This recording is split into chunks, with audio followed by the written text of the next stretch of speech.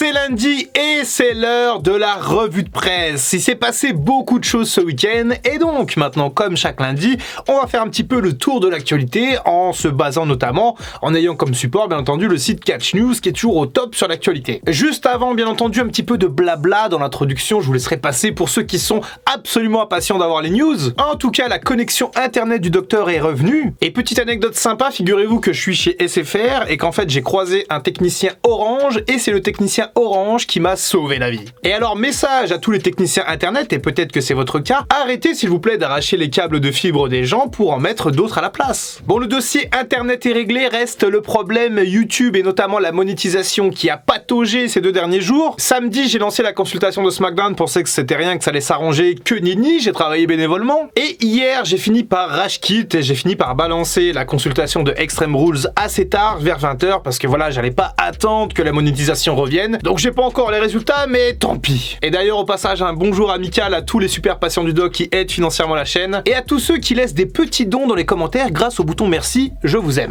Alors YouTube m'a contacté sur Twitter, ils m'ont tweeté du coup, alors que je les avais jamais mentionnés, mais ils m'ont expliqué que le problème de monétisation est résolu pour toutes les chaînes, blabla, donc tant mieux, et que nous sommes en train de mettre en place des corrections pour les vidéos téléchargées précédemment. Et alors ça tombe bien puisque plus personne ne regarde la consultation de SmackDown. Et bref, je sais pas comment font Ali et Sturi par exemple, je sais qu'ils sont à 100% sur YouTube, et comme ça doit être compliqué de gérer ça au quotidien, vous le savez si vous me suivez depuis quelques temps, j'ai décidé de me mettre à 100% sur YouTube jusqu'à la fin de l'année 2022, mais après, probablement ça sera terminé. Il y aura plus de vidéos tous les jours et le flux va quand même beaucoup diminuer. Et alors non pas que ça ne me plaise pas de faire des vidéos tous les jours, mais c'est que tout simplement, je peux pas en vivre. Donc à moins d'un immense retournement de situation, ce qu'on vit actuellement avec les vidéos tous les jours, ça restera temporaire. Mais quand je vois des problèmes comme ça qui viennent de la plateforme en plus, je me dis que c'est véritablement extrêmement compliqué de vivre de YouTube. Allez, c'est l'heure des infos, excusez-moi pour cette introduction un peu longue, je mettrai sans doute un timecode, j'espère que vous avez du temps devant vous, puisque la vidéo risque de durer assez longtemps, enfin plus longtemps que d'habitude, mais je sais qu'il y a des gens qui me réclament des vidéos plus longues,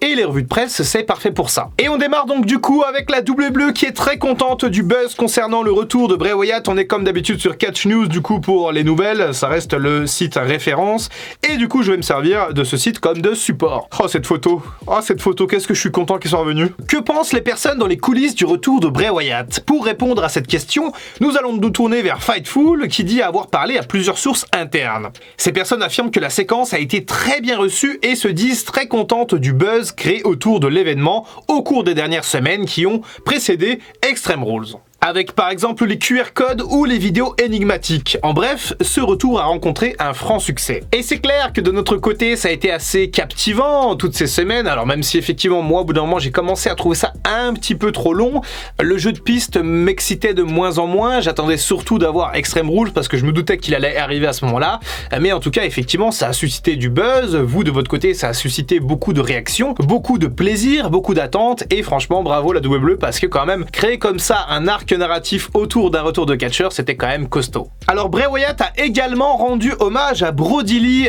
samedi lors de Extreme Rules et vous allez voir pourquoi. Donc encore une fois cette magnifique photo très charismatique. Vous n'êtes certainement pas passé à côté du retour de Bray Wyatt à la double bleue qui a lieu durant les dernières minutes d'Extreme Rules.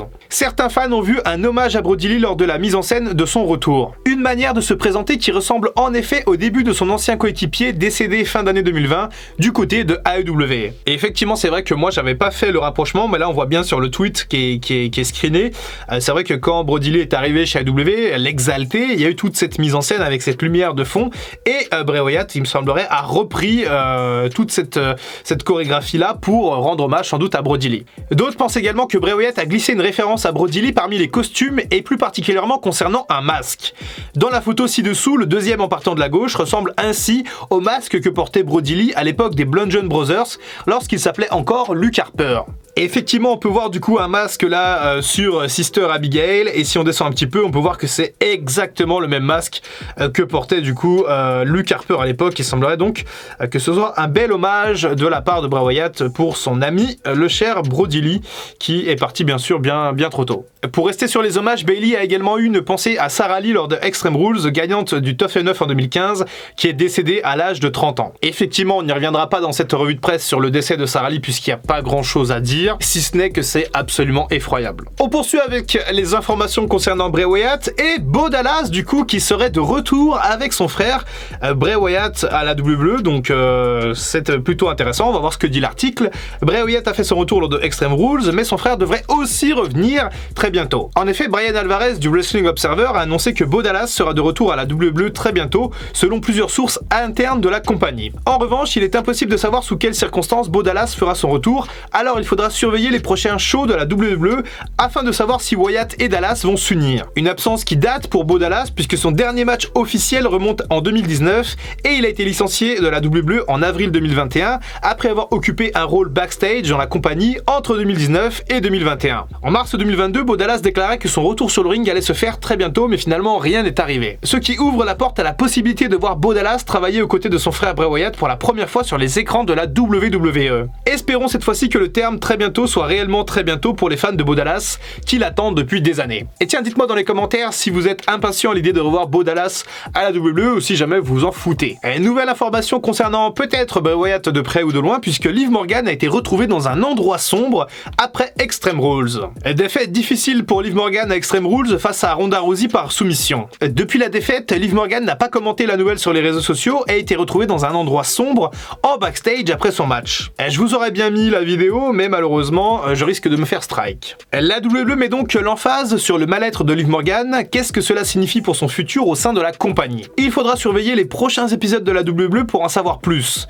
Le projet Liv Morgan pourrait être relancé sous la forme d'un nouvel angle, puisque son règne de championne a connu quelques accros avec le WWE Universe. Alors c'est vrai que Liv Morgan, elle a été champion 98 jours, elle a un règne plutôt mi-figue, mi-raisin, c'est mal parti, ensuite ça allait de mieux en mieux, et au moment où c'était en train d'aller mieux, ça s'est arrêté. Donc pourquoi pas une nouvelle gimmick pour Liv Morgan, pourquoi pas un heel turn, pourquoi pas une association avec Bray Wyatt? Est-ce que Liv Morgan est l'une des poupées de Bray Wyatt? Est-ce que c'est par exemple Sister Abigail? On a vu qu'elle avait été Sister Abigail pendant Extreme Rules, elle avait été placée à côté des 2 titres de championne de la WWE. À ma connaissance, Liv Morgan n'a été que championne de SmackDown et pas championne de Raw. Corrigez-moi si je me trompe dans les commentaires. Mais en tout cas, c'est extrêmement palpitant. Allez, on passe aux autres nouvelles du coup. Et la WWE présente son logo de WrestleMania 40. Et oui, on est déjà en 2024 avec la WWE. Et donc, le voici, le logo. Donc je le trouve plutôt intéressant. On a une cloche là, peut-être un hommage à Christophe Ajus, qui sait. On a donc WrestleMania avec la typologie, enfin la police d'écriture habituelle. Et donc là on a XL, donc ça veut dire 40 en chiffre romain. Ça veut pas dire que le WrestleMania sera XL. Enfin peut-être qu'ils vont jouer sur les mots pour nous proposer quelque chose, peut-être sur 3 jours, qui sait.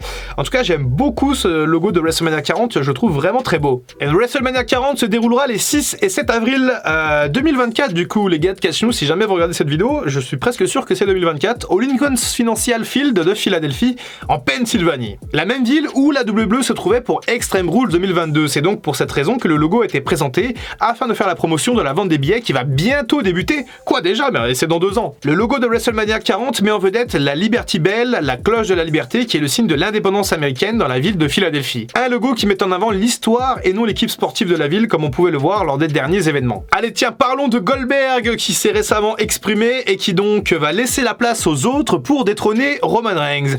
Et Dieu merci. Lors d'une émission de Bump, Bill Goldberg nous a parlé de son contrat et il a donné son avis pour le nombre de personnes capables de détrôner Roman Reigns. Et ça c'est extrêmement intéressant, on en reparlera peut-être mercredi. Il nous dit: il ne me reste plus de matchs sur mon contrat, mais je connais un moyen de m'en occuper. Je dois lui rendre la monnaie de sa pièce pour ce petit accro en Arabie Saoudite. Mais je pense qu'il y a un certain nombre de superstars qui sont capables de le détrôner, c'est certain. Il faut que ce soit au bon moment, au bon endroit, et que ce soit en 1 contre 1. Et c'est difficile parce qu'aujourd'hui avec les Usos, il y a un système de garde rapproché qui fonctionne plutôt bien pour lui. Je pense que Brock Lesnar a l'opportunité de réussir quand il reviendra. Et comme je l'ai dit, je pense qu'il y a un certain nombre de personnes sur la liste, dans les 2 shows, dans les 2 programmes, qui ont le potentiel de le battre. Mais il faut que tout se mette en place, je veux dire, il est extrêmement dominateur, nous l'avons vu au cours de la dernière année ou plus, et il faudra une personne spéciale pour venir le détrôner. Je pense, comme je l'ai dit, qu'il y a 2 personnes qui sont plus que capables de le faire. Alors Alors qui sont ces deux personnes? Eh bien on ne le sait pas, peut-être qu'il parle de lui et de Lesnar, en tout cas peut-être qu'on en parlera mercredi dans une chronique d'actualité. Nouvelle info avec la WWE qui a refusé une idée pour éviter de plagier AEW.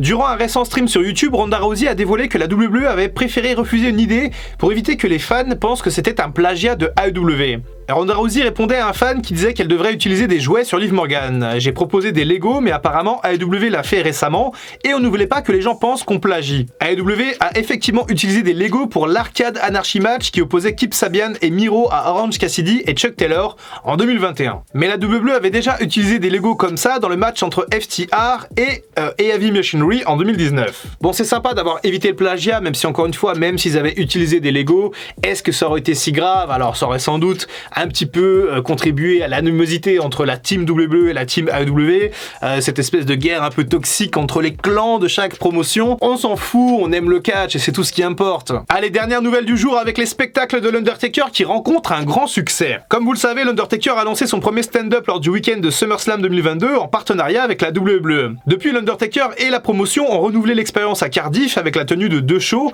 Un nouveau spectacle se tiendra ce vendredi au sein du théâtre de Philadelphie en vue du week-end d'Extreme Rules, et Fightful nous apprend que l'événement sera déjà sold out. Alors vous l'aurez compris, ces nouvelles qu'il y a quelques jours, Fightful révèle avoir appris que les dirigeants de la WWE sont très satisfaits de ces événements. Et la WWE serait particulièrement heureuse du succès de ce genre de programme qui précède le début du week-end de pay-per-view. Et c'est plutôt cool pour l'Undertaker. Alors je ne connais pas la nature de ce stand-up, je sais pas s'il raconte des blagues ou s'il raconte des anecdotes de catcheurs, je pense que c'est plutôt ça, mais en tout cas, je pense que ça peut durer un moment puisqu'il y a beaucoup de gens, il y a beaucoup de fans qui veulent voir l'Undertaker comme ça en tant qu'humain, en tant que Mark Calloway, parce que pendant des années et des années, l'Undertaker c'était le kayfabe et donc il ne sortait pas de sa gimmick. Aujourd'hui on peut enfin avoir quelques petites anecdotes croustillantes, quelques trucs sympas, donc voilà, je trouve que c'est plutôt bien.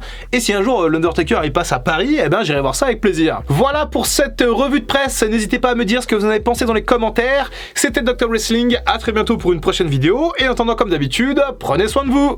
I can feel the blood creeping up from the heathens. Got will, got fight, got pride, got reason. If they wanna go eat, then you know I'm gon' feed them. If you're coming for me, hope you're ready for a demon.